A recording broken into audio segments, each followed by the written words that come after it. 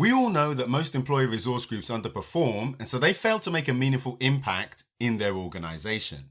I'm about to share with you a simple productivity tactic that can transform the results that you get from your employee resource group.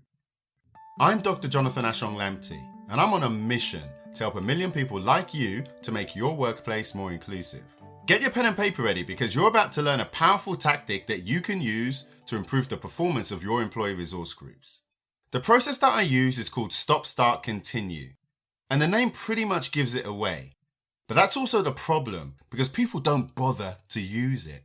Stop, Start, Continue is not a new approach, and it's certainly not exclusive for employee resource groups. But it is a great tool for performance management, especially when you're committed to continuous improvement.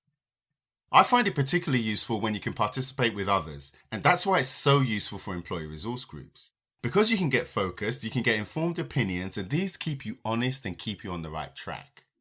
Employee resource groups are voluntary groups of employees within an organization that share common values, common interests, or a common social identity. Now, even though they're voluntary, they still have a purpose, or at least they should do, which means that they still have goals and they still need to manage their performance. This is why I want you to use it to get better results this year.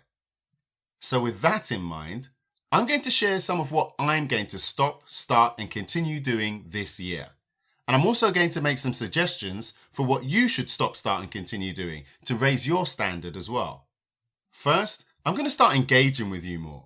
We've already got the resource groups community on LinkedIn, but I want to find other ways that are going to help us as a community to thrive.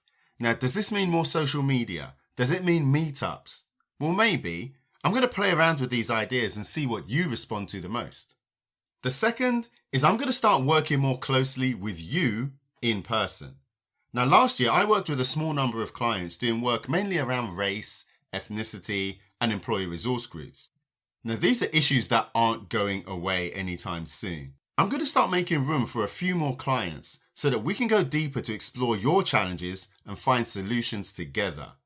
If this sounds like you, let me know. My tip for you is to start using the resources provided here. One of the biggest challenges I hear from people like you is that you don't get enough support, or there's not enough resources to help you. If you're here, you know that the format of this show is intended for you not to just listen, but they're takeaways that you can use every single week. They're activities that you can introduce to your teams, you can introduce to employee resource groups every single week. So start using this as a resource to make a little impact. Once you've made some changes and seen a little bit of progress, it's going to be easier to get other people to support you because you've got the momentum. Before we get to the next point, I want to talk about the importance of sharing. If you hear anything that you find interesting, then please share it with one other person that you think would find it useful.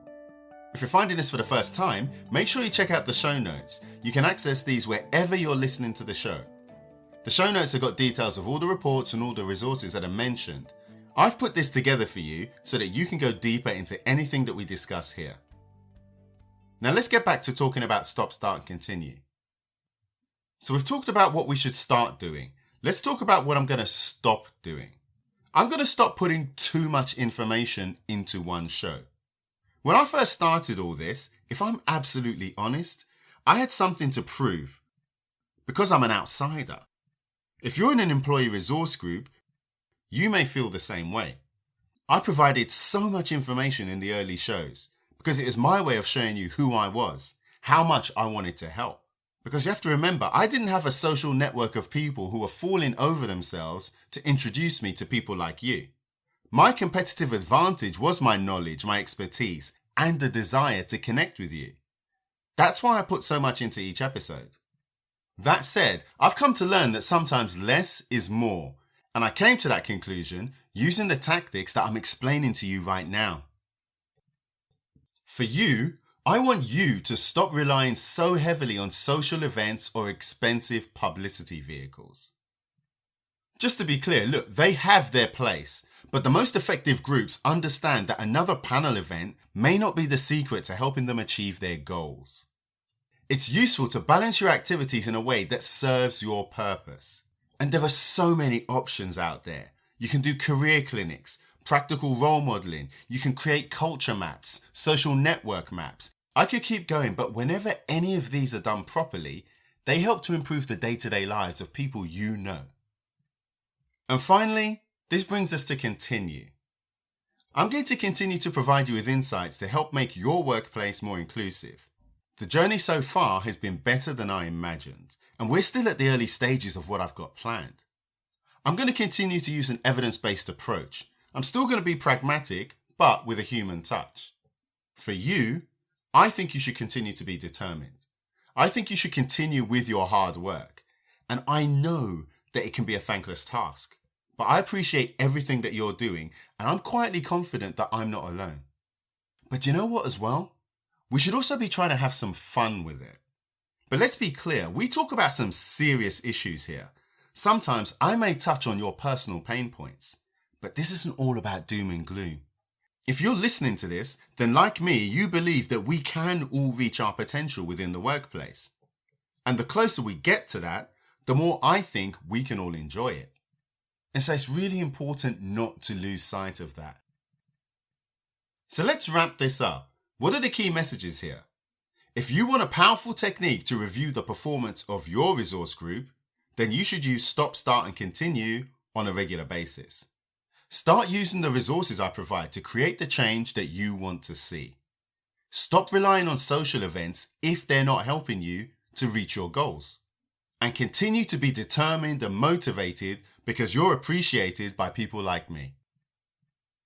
So what do you think? What are you going to stop, start, or continue? Get in touch or leave a message. I would love to hear from you. If you've learned something from today's show, you should sign up to our insider list. It's free and you can stay ahead of the pack and get the best of everything that I produce. Thanks for listening, and I'll see you in the next episode.